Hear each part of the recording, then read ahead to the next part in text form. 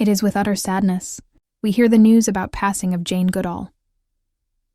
Jane Morris Goodall was born in April 1934 in London to businessman Mortimer Herbert Morris Goodall and Margaret Mfanwy Joseph, a novelist who wrote under the name Van Morris Goodall.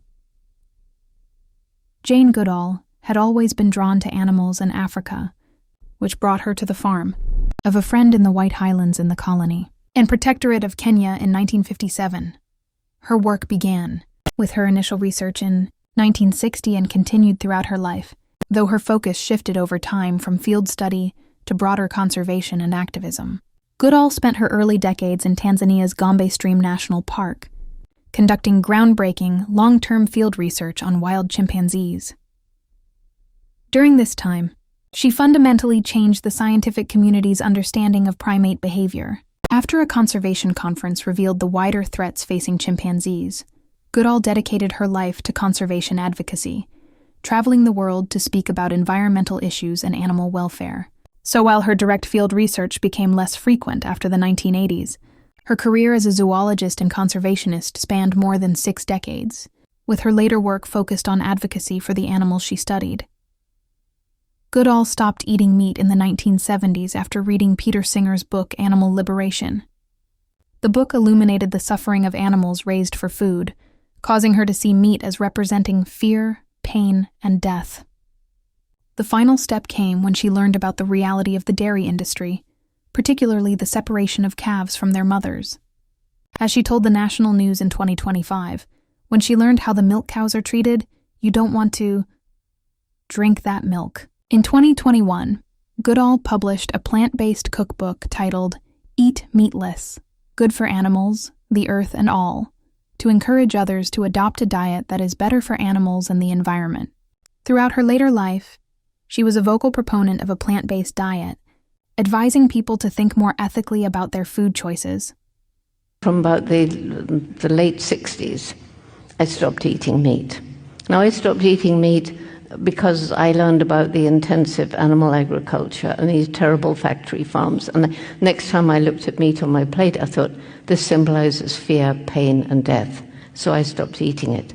But then I began to realize a lot more, that as nations around the world become wealthier, they eat more and more meat. It becomes a status symbol.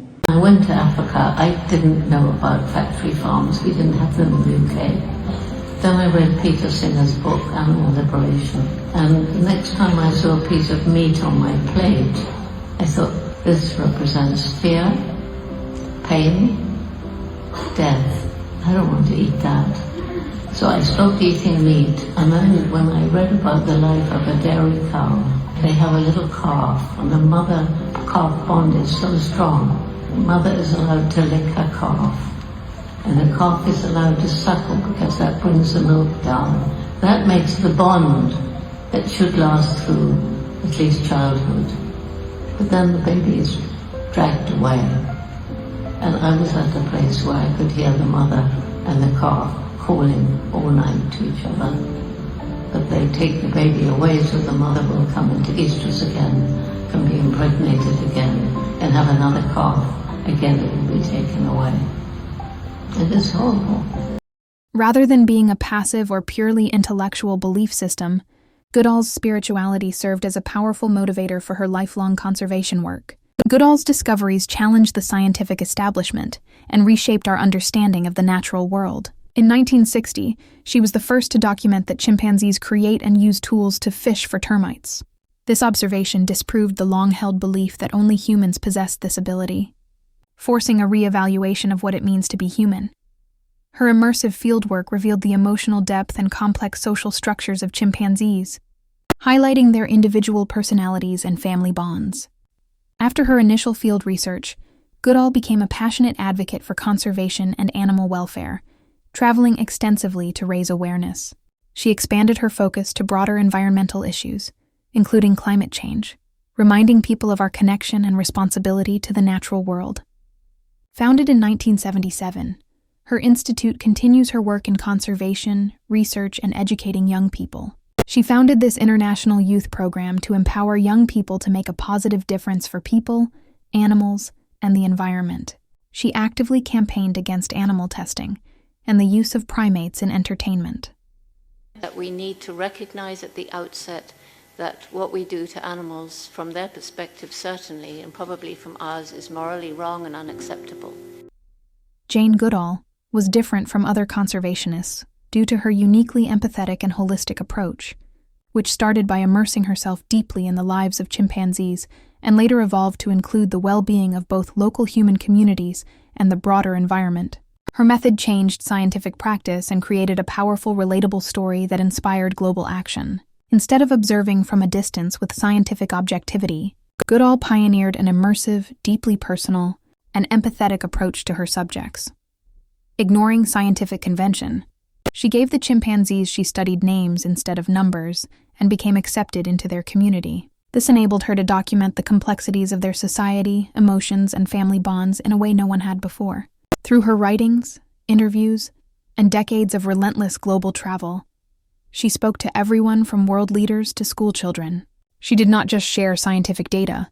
She shared personal stories of the chimpanzees like David Graybeard to build empathy and understanding. Her Roots and Shoots program, founded in 1991, encourages young people to take action on environmental and humanitarian issues in their own communities.